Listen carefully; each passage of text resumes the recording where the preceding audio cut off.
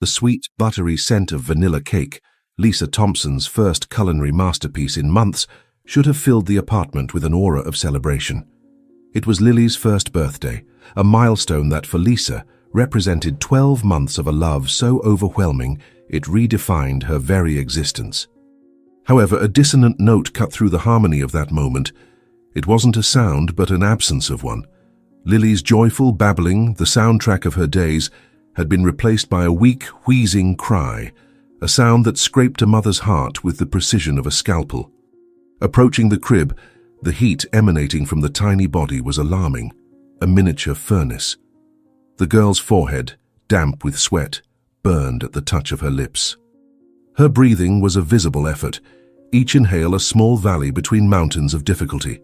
Panic, cold and creeping, began to snake through her veins. She grabbed the thermometer, and the number that flashed red on the screen was a punch to the gut. 103.6 degrees Celsius.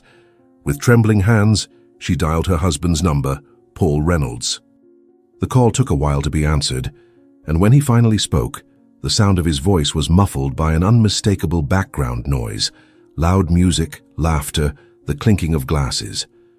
It was the launch party for a new luxury venture in Miami, an event he considered more crucial than his own daughter's first year of life.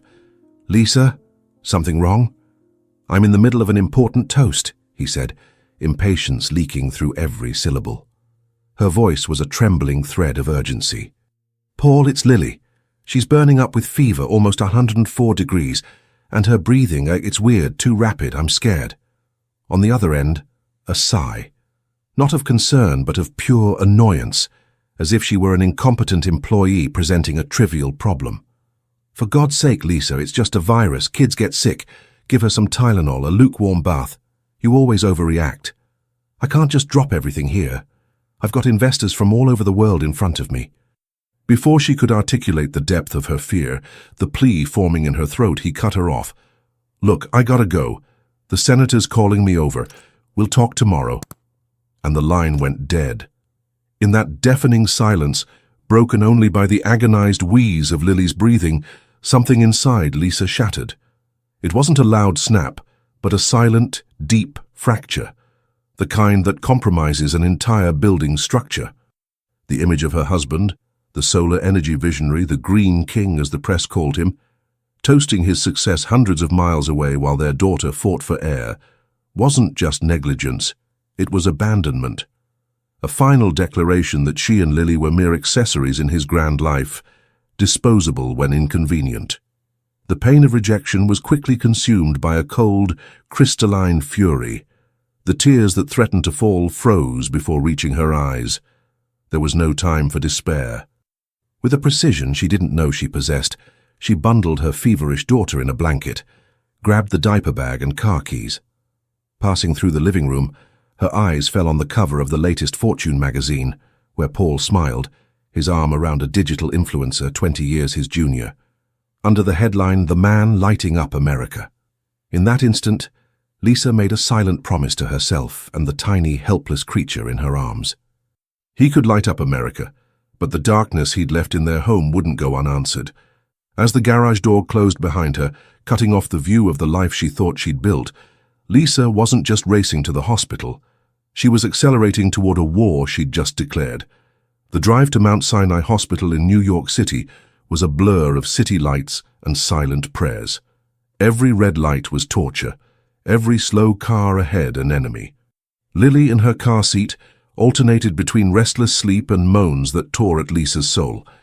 Upon arriving at the pediatric emergency, a world of efficiency and tense calm enveloped her. Doctors and nurses moved with an urgency that validated her worst fears.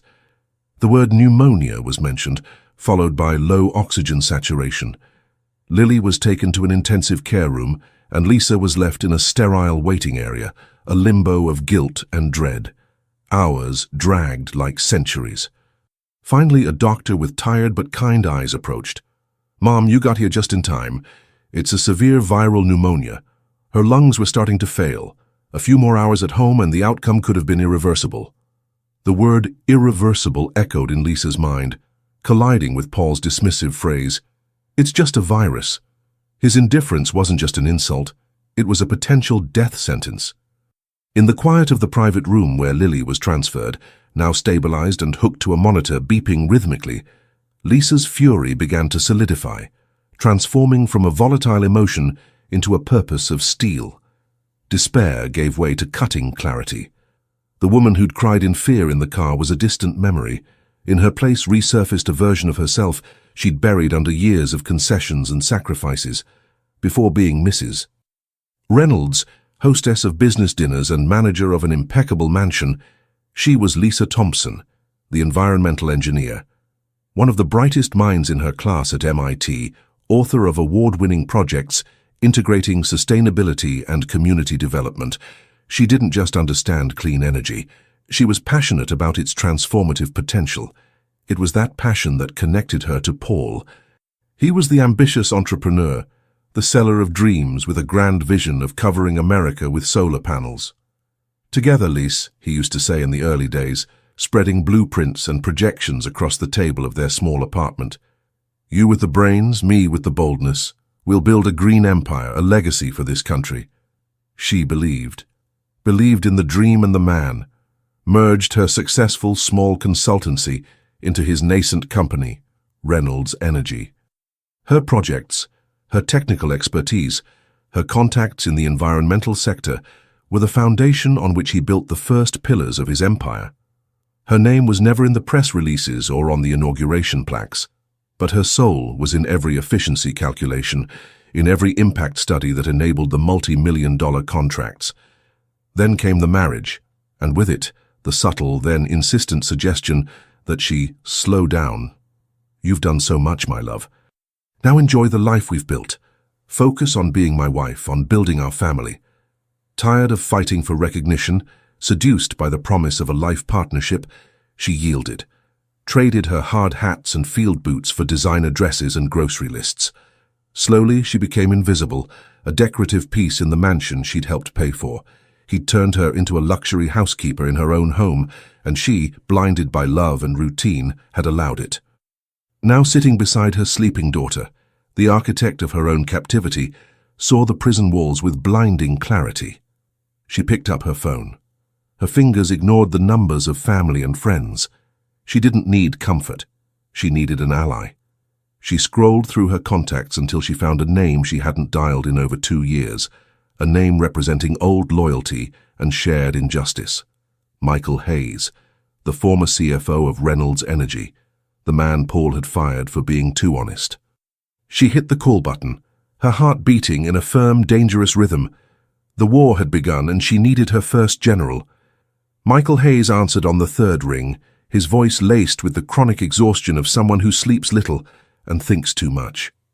"Hello?" There was hesitation, the caution of a man who'd learned the hard way that an unexpected call rarely brings good news.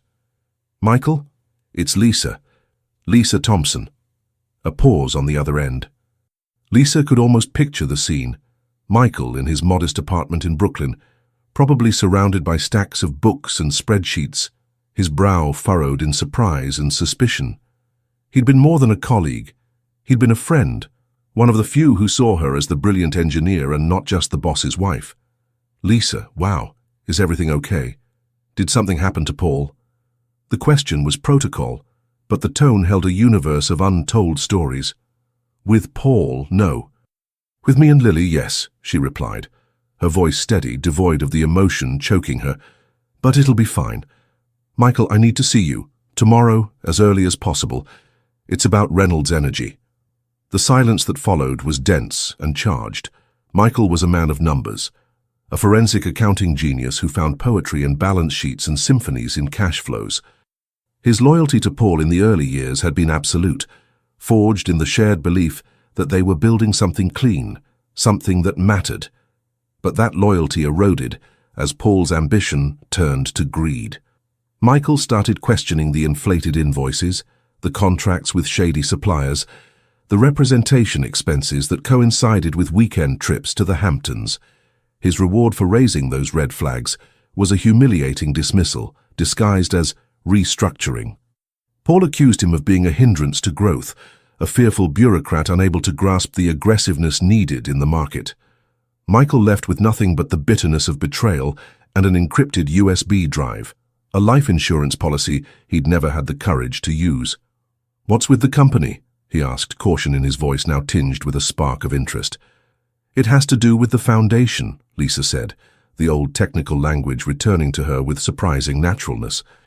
"I found a critical structural flaw, a cornerstone that Paul seems to have forgotten exists, and I have a feeling you know exactly what I'm talking about." Another long silence.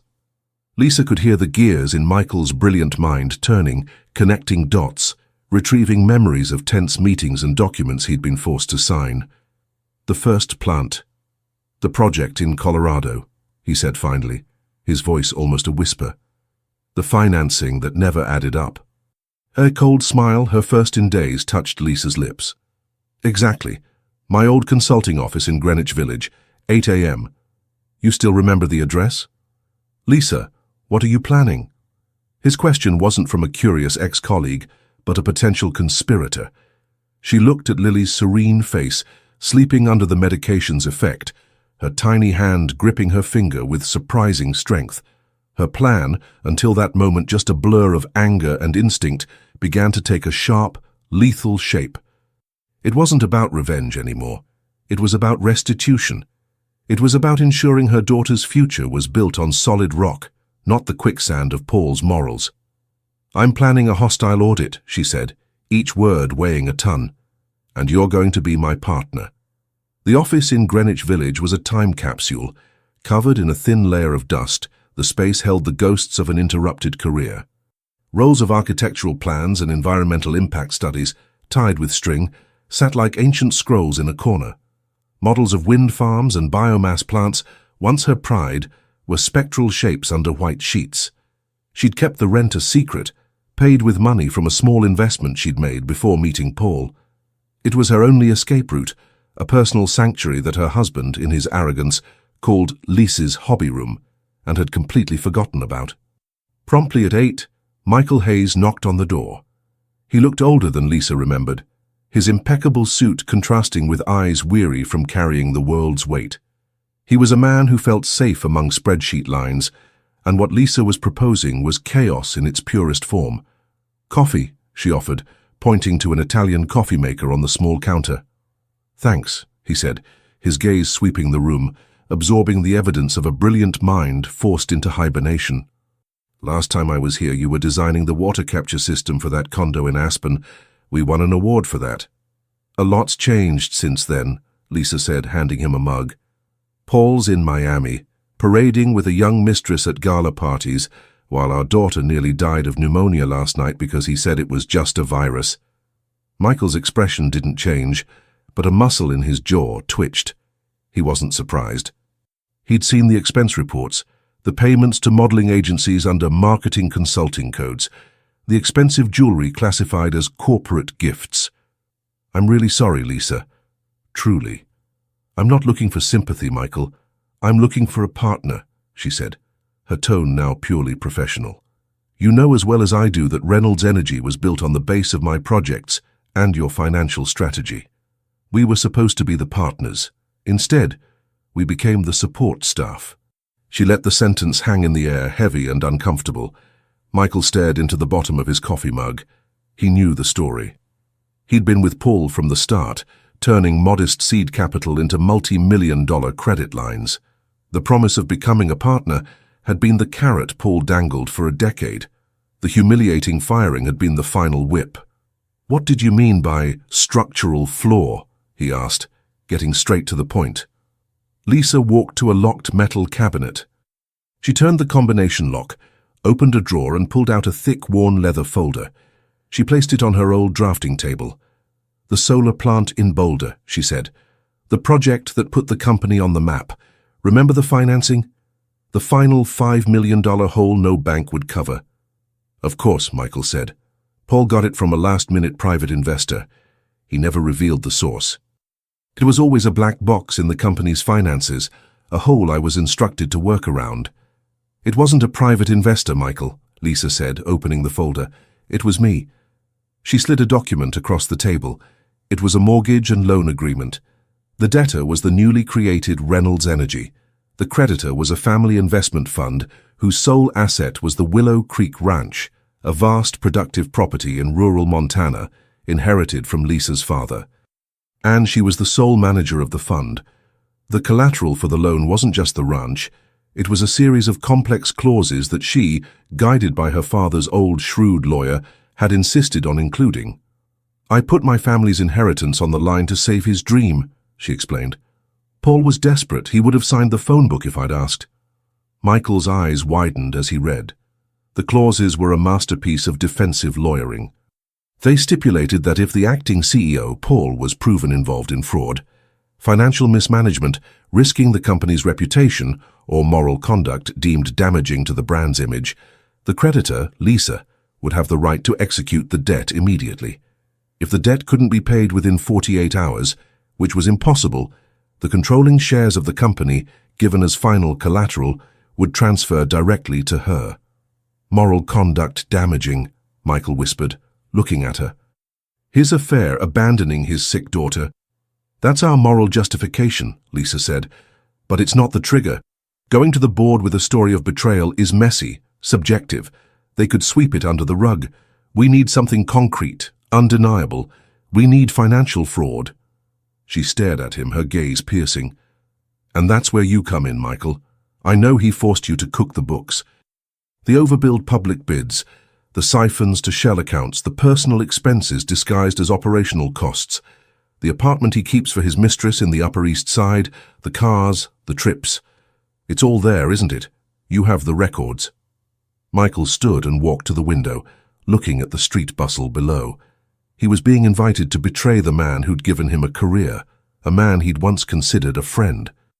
But that man no longer existed, replaced by an arrogant tyrant who demanded loyalty but offered none in return. This wasn't just about helping Lisa. It was about justice for his own stolen decade. "He uses the Sunrise Builders subsidiary as his personal piggy bank," Michael said, still with his back to her. "He overinflates material and labor costs and pockets the difference. I have copies of the real invoices and the doctored ones he used for accounting. Millions of dollars in the last 3 years. Enough to warrant a federal investigation."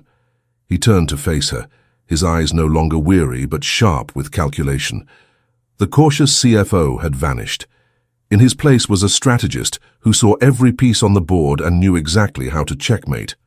"This is incredibly risky," he said. "If we fail, he destroys us, professionally and personally." "He's already destroyed what mattered," Lisa replied, her voice like steel. "I'm not afraid of him anymore." "The question is, are you?" Michael looked from the damning documents on the table to the quiet, determined woman before him. He didn't see a betrayed wife, but a leader. He thought of the denied promotion, the partnership that never materialized, the daily humiliations. "He's at a conference in Napa until tomorrow night," Michael said. "The Mistress is with him. His flight back to JFK lands at 8 p.m. We'd have to act fast." It was all the confirmation she needed. An alliance was forged in that dusty office, built on shared betrayal and a mutual desire to see an empire fall into the right hands. "Then let's get to work," Lisa said.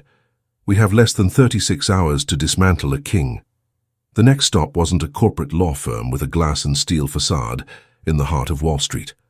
It was a discreet, elegant brownstone in the Upper West Side, a brick building with dark wood windows that whispered power and tradition.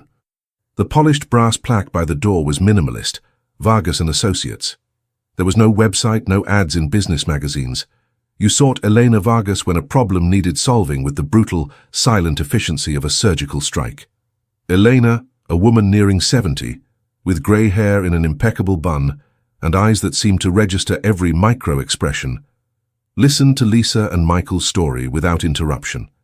She was Lisa's father's lawyer, the same woman who'd drafted the mortgage contract a decade earlier that now revealed itself as a weapon. She remembered that meeting perfectly.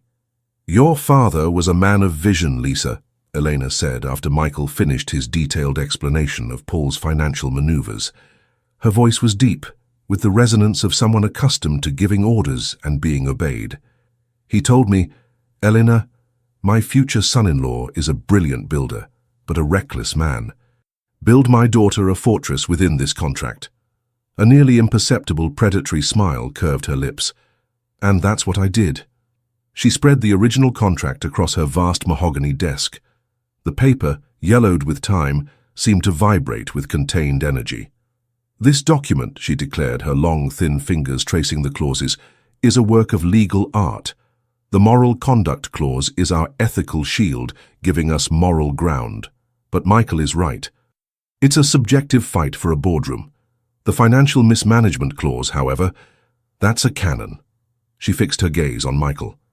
Mr. Hayes, the evidence you have, the duplicate invoices, the siphons to the subsidiary, are they irrefutable? They're audit-proof, Michael confirmed. I have server logs showing the original files and the altered versions, with timestamps. I have the bank transfers to Sunrise Builders, which I can prove are personally controlled by Paul. Elena Vargas leaned back in her leather chair, tenting her fingertips. Excellent. So here's how we proceed. This isn't a negotiation, it's an execution. The plan she outlined was of breathtaking audacity, a symphony of legal and corporate tactics. The first move was Michael's. He'd compile all the financial evidence into a secure, encrypted digital dossier. This would be the cannonball. The second move was Elena's. She'd draft 2 sets of documents. The first was the formal debt execution notice, citing the financial mismanagement clause, to be delivered to the Reynolds Energy Board. The second, and most critical, was an emergency petition to the New York State Department of State and the bank holding the company's shares in custody. This petition would execute the transfer of majority ownership to Lisa per the mortgage agreement's collateral terms. The key, Elena explained, her eyes gleaming with battle light, is in Article 27, Paragraph 3 of the company's own bylaws that Paul himself drafted. It allows for emergency transfer of executive power without a board vote in case of catastrophic legal or financial liability threatening the corporation's immediate solvency. Your evidence, Mr. Hayes, shows Paul is the catastrophic liability. We're not taking the company. We're saving it from its corrupt CEO. She was using Paul's own weapons against him. It was genius in its lethal simplicity. When does this happen? Lisa asked, her heart hammering against her ribs, a mix of fear and exhilaration. Timing is everything, Elena said, consulting a desk calendar. Paul lands at JFK at 8 p.m. tomorrow. He'll go straight from the airport to his mistress's apartment. He won't check in with the office until the next morning, so we act tomorrow evening. At 7 p.m. sharp, Mr. Hayes, you'll electronically transmit the dossier to me, and to a secure email address I'll provide for each board member. At 7:01 p.m., my process server will deliver the notice to the board chairman's residence. Simultaneously, I'll electronically file the share transfer with the Department of State and notify the custody agent. The digital timestamp is our irrefutable proof. By the time the board members finish reading the first page of Michael's report, Elena continued, the share transfer will already be legally processed. They'll be faced with a choice, side with a CEO just exposed as a criminal who, legally, has already lost control of the company, or ratify the new majority shareholder. It'll be the easiest decision they've ever made. There was a frightening perfection to the plan, no margin for error, no time for Paul to react. When he woke up Wednesday morning, the war would be over, and he'd be the only one not knowing. As they left Elena's office and stepped into the humid city air, Lisa felt a vertigo, as if the ground beneath her feet had shifted. This was real. It was happening. Are you ready for this? Michael asked, his voice low and tense. Once we hit that button, there's no going back. You'll be in charge of a billion-dollar company. You'll be his boss. Lisa thought of Lily in her hospital bed, her chest rising and falling with difficulty. She thought of Paul's voice on the phone, dripping contempt. It's just a virus. She looked at Michael, her expression hardened into a mask of pure determination. He built his empire in my shadow, she said. It's time I step into the sun. Let's take him down. Tuesday was a day of surreal calm, the quiet before the storm. Lisa spent the day at the hospital. Her universe shrunk to the size of Lily's room. The girl was responding well to treatment. The fever had broken, and the wheeze in her breathing was fading. Holding her small, warm body against hers, Lisa felt an overwhelming wave of purpose. It was for her. Every risky, terrifying step she was taking was to build a safe world for that little girl, a world free from the whims of a man like Paul. She coordinated actions with Michael and Elena via encrypted messages, her thumbs typing commands and confirmations on her phone screen. Engineer, mother, and now general. Meanwhile, over 1,000 miles away, at a luxury resort in California wine country, Paul Reynolds lived in a parallel reality. He was on a golf course with his mistress, the sea breeze a tonic for his inflated ego. He'd just closed a preliminary deal for a new wind energy complex, celebrating with champagne and the sycophantic praise of his new companion. "You're a king, Paul," the influencer said, snuggling against him on the bungalow balcony. "You literally power the world. And don't you forget it," he replied, feeling invincible. He thought briefly of Lisa's frantic call. Hysterical, he thought with a smirk of disdain. She probably rushed Lily to the ER over a cold and must be feeling foolish now. He'd deal with her drama when he got back. He sent her a single, curt text, "Hope everything's okay, landing tomorrow at 8. He didn't notice or care that she never replied. At 8 p.m. Tuesday, Paul's private jet touched down at JFK. As Elena predicted, he didn't go home. His driver took him straight to an elegant skyscraper in the Upper East Side, to the apartment he rented for his mistress, the one paid for with funds siphoned from Sunrise Builders. At 6:55 p.m., Lisa was buckling a sleepy Lily into her car seat, discharged from the hospital and ready to go home. The timing felt like a sign from the universe. At the same time, in his home office, Michael Hayes had his finger hovering over the mouse. On his screen, a single encrypted file labeled Project Sunflower. It contained every damning piece of evidence against Paul, a preloaded distribution list, Elena Vargas, and the personal email addresses of all 7 Reynolds Energy board members. In her office, Elena Vargas had 2 documents open on her screen. One was the emergency filing for the Department of State. The other was the official share transfer execution to the custody agent, both ready to send with a single click. The city pulsed around them, oblivious to the silent digital coup about to unfold. At 7 p.m. sharp, Michael clicked, "Send." The cannonball was fired. Instantly, phones began vibrating in quiet, wealthy homes across New York as board members received the email. The subject line, crafted by Elena, was simple and impossible to ignore. Urgent. Evidence of fiduciary mismanagement by CEO Paul Reynolds. At 7:01 p.m., Elena clicked her mouse twice. The filings were sent. The timestamps were logged. The fortress Lisa's father had ordered built had been activated, and its power was now hers. In the Upper East Side, Paul was pouring 2 glasses of champagne. He was celebrating his deal, his life, his genius. He raised his glass to his mistress. "To the future," he toasted, his voice ringing with arrogance, "and getting everything you want." Across the city, Lisa entered the cold, silent marble hall of her home. It no longer felt like a cage. It felt like headquarters. She placed Lily, asleep, in her crib, her breathing now deep and regular. She stood there for a moment, listening to the sound of her daughter's health. Then, she walked to the office. His office. It was a shrine to his ego, full of awards and photos of him shaking hands with important people. She sat in his large leather chair. It felt comfortable. It felt right. The board members, initially shocked, now frantically read Michael's report. The evidence was overwhelming, a tsunami of fraud and deception. There were copies of bank statements, fake invoices, and even a copy of the Upper East Side apartment lease paid by the company.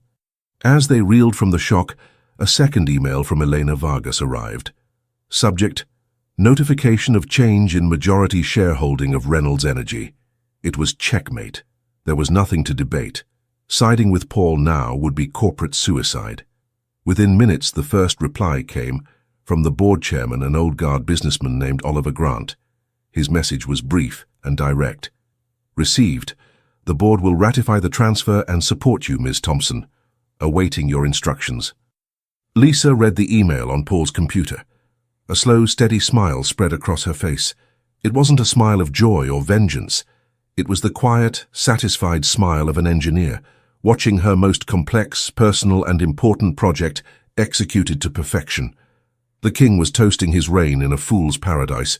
He had no idea his kingdom had already fallen. Paul Reynolds woke to the uncomfortable sensation of cheap, harsh light.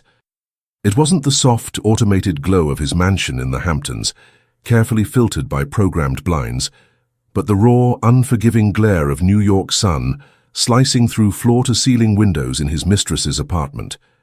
A dull headache pulsed to the rhythm of a distant horn, and his mouth tasted of stale champagne and regret.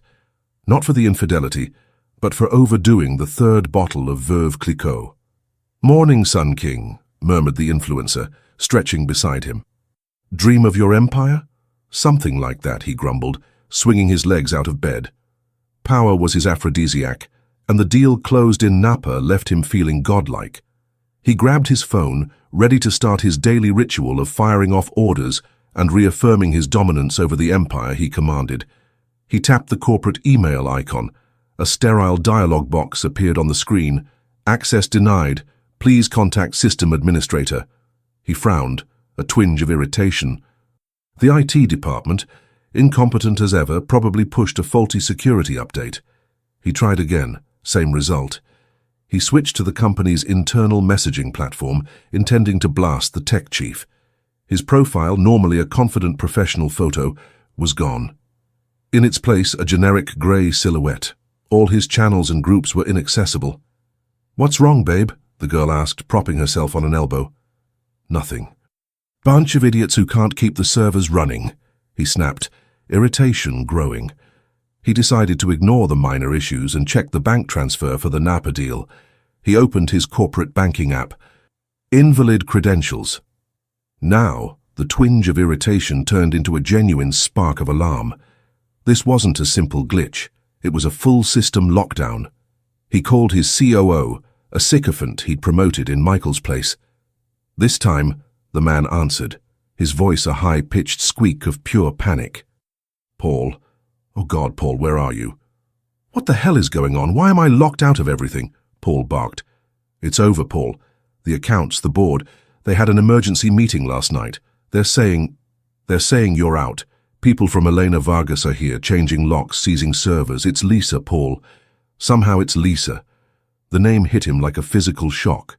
Lisa. His quiet, docile wife, the homemaker. The idea was so absurd, so completely nonsensical, that he laughed. A dry, incredulous laugh. "You're hysterical. She can't even program the microwave, let alone pull off a coup. It's a hacker attack, a good one. Now pull yourself together. I'm on my way." He hung up, his heart hammering a frantic, dissonant rhythm against his ribs. He threw on the previous night's clothes, ignoring his mistress's questions. "I have to go," he said, his mind a whirlwind of denial and rage. The idea of Lisa orchestrating this was ridiculous. It had to be a competitor, someone trying to sabotage him. He'd crush them. The Uber ride to the company headquarters in Midtown was a blur of frantic energy. He was a caged tiger pacing the confines of the back seat. He imagined storming the lobby, a furious god descending to restore order, firing his COO for incompetence, suing the hackers into bankruptcy, and reaffirming his absolute control.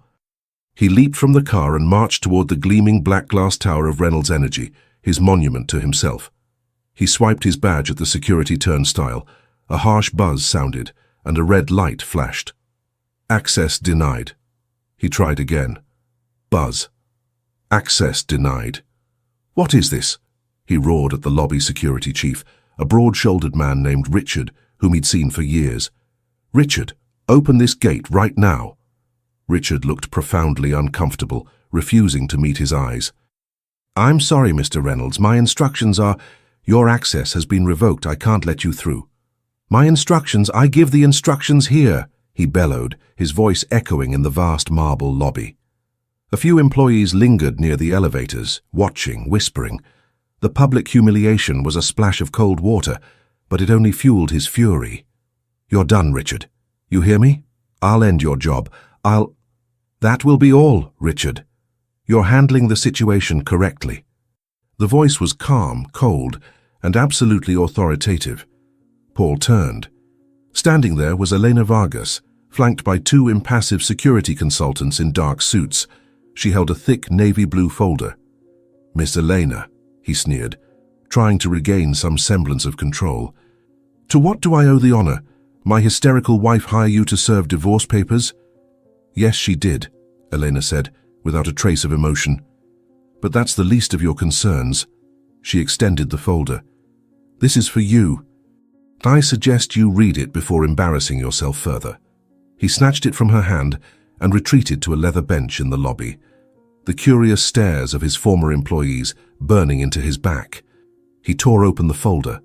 The first page was a formal notification from the board of directors.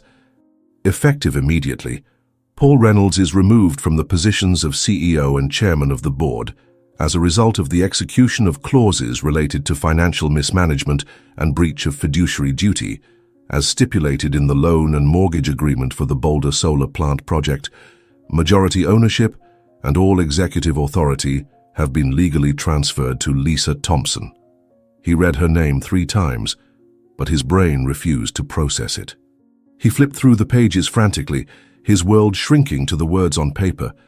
There was a copy of the contract he'd signed a decade ago, a hazy, dusty memory from a time of desperation. He saw his own arrogant signature at the bottom. He saw the attachment, a detailed and damning summary of Michael Hayes's financial report. Michael, the quiet, loyal accountant. The betrayal was so deep, it left him breathless. Finally, he saw the board meeting minutes with each member's signature, men he'd considered his allies, his pawns, formally ratifying Lisa's power grab. He was drowning. He grabbed his phone, dialing the board chairman, Oliver Grant. Voicemail. He tried another member. Voicemail. One by one, he tried them all. Each unanswered call was another door slamming shut, another nail in his coffin. He was an exile, a pariah.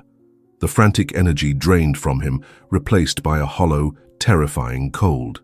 He hailed another cab, his voice a hoarse whisper. Hamptons.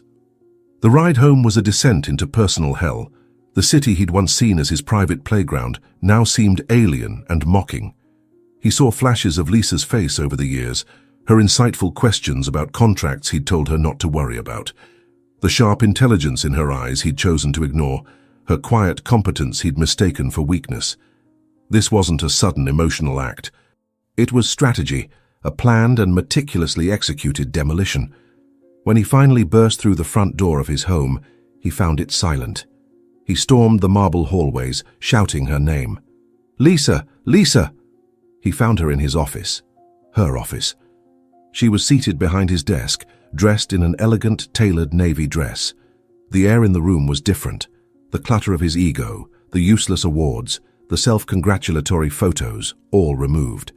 The room looked cleaner, more focused, more powerful. On the desk before her were 2 things, a steaming cup of tea and a stack of divorce papers. She didn't look up when he entered. She simply took a slow, deliberate sip of her tea, the clink of porcelain against the saucer the only sound in the room. "What have you done?" he whispered, his voice a ragged mix of disbelief and fury. She finally raised her eyes to meet his. Her gaze wasn't of hate or tears or vengeance. It was something far worse. It was indifferent. It was the look of a CEO appraising a failed asset. "I secured my child's future," she said, her voice calm as a frozen lake. "Something you weren't willing to do." "This is my company, my life," he roared, slamming his fists on the desk, a pathetic echo of his earlier rage. "You tricked me. This is illegal." "On the contrary," she said, gesturing to a thick document to her left. "It's perfectly legal. Your signature is on every page. And as for your life, you made your choices, Paul. You chose the party, you chose the mistress. You chose to tell me my fears for our child's health didn't matter. You said it was just a virus. Well," she swept her hand across the office, "this is just a company." She pushed the divorce papers toward him. "Sign, they're exceptionally generous. You'll keep more than enough to start over. You'll have supervised visits with Lily, depending on your behavior. If you sign, it all stays quiet. If you fight me," she tapped the folder with Michael's evidence, "this goes to the U.S. Attorney's Office, and I guarantee they'll be far less generous than I am." He stared at her, seeing her truly for the first time in years. The quiet, compliant wife was gone. In her place was a queen, a titan, a woman made of iron and ice. The engineer he'd once admired and then foolishly tried to cage had just demolished his world and built her own on the rubble. And he finally, truly, understood. He hadn't been toppled by an enemy. He'd been toppled by a consequence he'd created himself. The confrontation in the office wasn't the quick execution Lisa had anticipated. It was the slow, agonizing dismantling of a man, faced with the undeniable checkmate of the divorce papers and the threat of a federal investigation. Paul's rage fractured, revealing the hollow, terrified man beneath. He began cycling through his only remaining tactics, manipulation and bluster. "You can't do this, Lise," he started, his voice attempting a tone of reason that sounded utterly foreign. "You'll drive the company into the ground. You're an engineer, not a CEO. These deals, the investors, you don't understand this world." Lisa simply leaned back in the chair, the leather creaking softly. "I understand this company's foundation better than anyone, Paul. I understand that your water paradise project in the Everglades is over-leveraged by 30%, and that the buried environmental impact reports are a civil lawsuit waiting to happen. I understand that Norway's sovereign wealth fund is looking for sustainable investments, not reckless vanity projects. I understand everything perfectly." His jaw dropped. She knew. She hadn't been just a decorative wife, she'd been watching, listening, learning. He switched tactics, trying to bargain. Okay, you've made your point. You're angry, I get it. I screwed up. So, let's make a deal. Don't cut me out completely. Let me stay on as a consultant, a silent partner. No one has to know for the company's sake. The company needs a clean break from the toxicity and fraud you've embedded in its culture, she replied, her voice slicing through his pleas. Your presence would be a liability. The deal is on the table, Paul. It's the only one you'll get.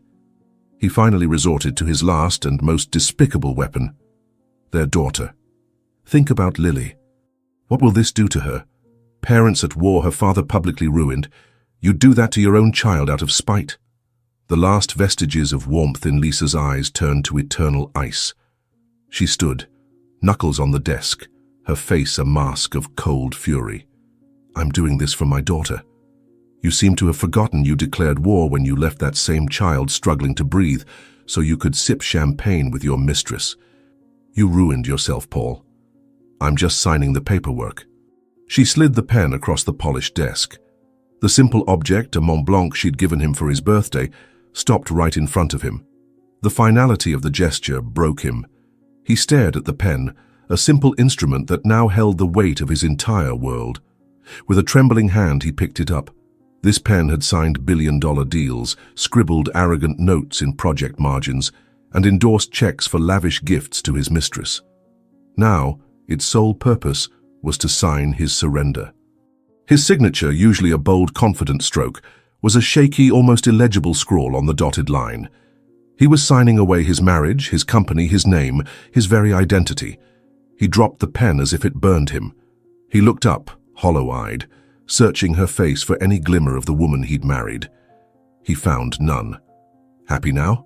He whispered, the question pathetic. Happiness isn't the goal, Lisa replied, her voice firm as stone as she gathered the signed papers. Security is. Freedom is. My daughter and I are now secure, and I'm finally free. You should go, Paul. A new security team arrives in an hour to change the locks. He stumbled out of the office, a diminished man. When the heavy front door closed behind him, Lisa was left in silence. There was no wave of triumphant laughter. There was only the slow, deep exhale of a breath she felt she'd been holding for 10 years. The immense weight of her new reality settled on her shoulders, but it didn't feel like a burden. It felt like a mantle of power. She walked to the window and looked out at the city. Then she picked up the phone and made her first official call as CEO. Michael, she said, her voice clear and firm. It's done. See you at 7 a.m. We have work to do. The following days were a masterclass in controlled transition. Lisa's first all-hands meeting was held in the main auditorium of the company. As she walked onto the stage, a wave of whispers and murmurs rippled through the anxious crowd. They saw the woman from the society pages, the beautiful CEO's wife. They expected a tearful, vengeful speech or an incompetent figurehead. They were wrong. Dressed in a simple but impeccably tailored charcoal grey dress, she radiated an aura of quiet, unshakable authority. "Good morning," she began. "My name is Lisa Thompson. Before I was a wife or mother, I was an environmental engineer. My designs for the Boulder solar plant and the Wyoming wind complex are the cornerstones of this company's early success. I'm not here to replace Paul Reynolds. I'm here to reclaim this company's original vision, one of innovation, quality, and integrity." She was direct and decisive.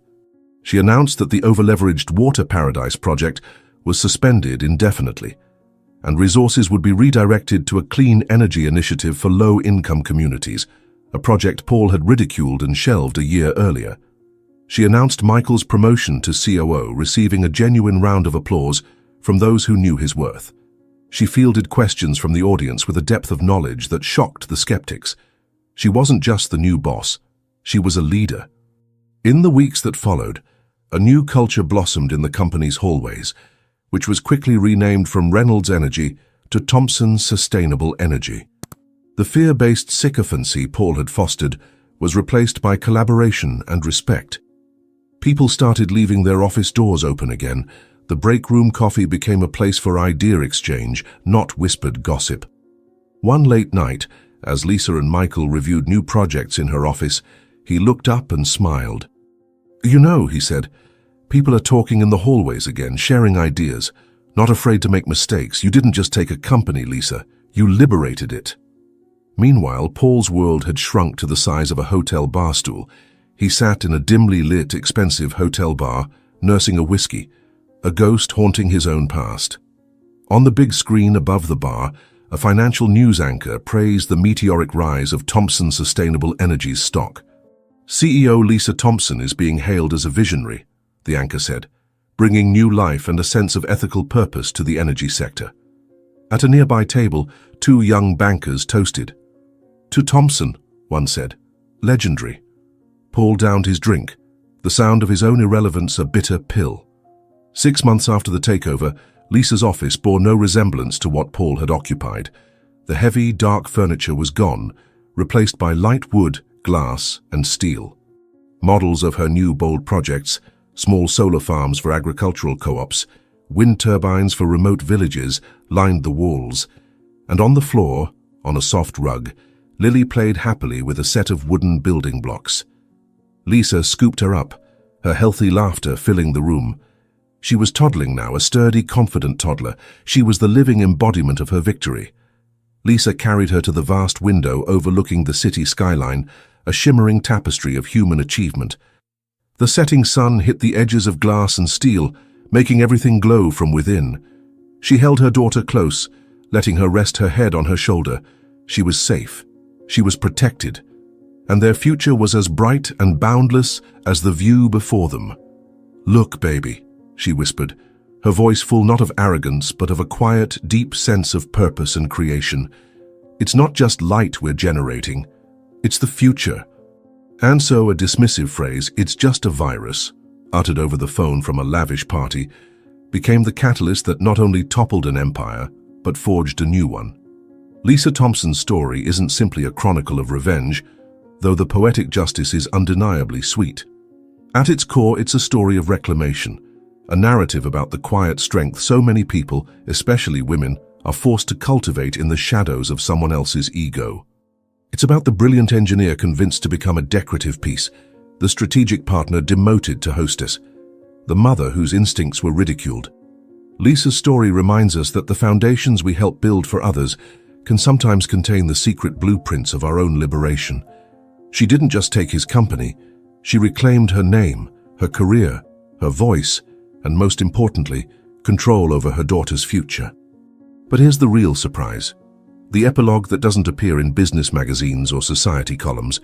A year after that fateful night, in a small town in rural Montana, a simple ceremony took place under the strong sun. It was the inauguration of the first micro-solar plant under Thompson Sustainable Energy's Light for All project, bringing electricity to a community that had lived by candlelight for generations. Lisa was there, not in a designer dress, but in jeans and dust-covered boots. Beside her, Michael Hayes explained the technical details to the locals. In a corner, playing in the dirt with other kids, was Lily, completely healthy, her laughter echoing through the air. And watching from afar, leaning on a barbed wire fence, was a man, thinner, his face marked by sun and time, dressed in simple ranch worker clothes. It was Paul.